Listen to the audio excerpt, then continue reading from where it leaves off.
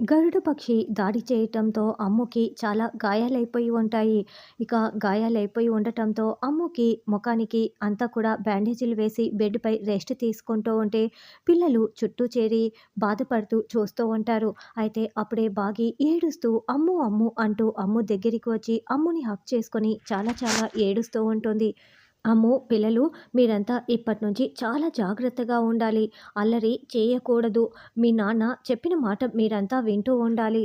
మీలో మీరు గొడవ పడకూడదు. మీరంతా కలిసి కట్టుగా ఉండాలి.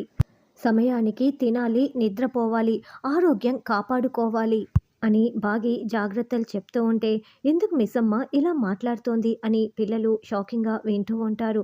ఇక బాగి ఏడుస్తూ వెళ్తూ ఉంటే, ఆగు మిస్సమ్మ అంటూ అమ్ము చెయ్యి పట్టుకుంటుంది. అయినా కూడా బాగి అసలు ఆగకుండా గుండెలు పగిలేలా ఏడుస్తూ తన గదికి పరుగులు పెడుతుంది.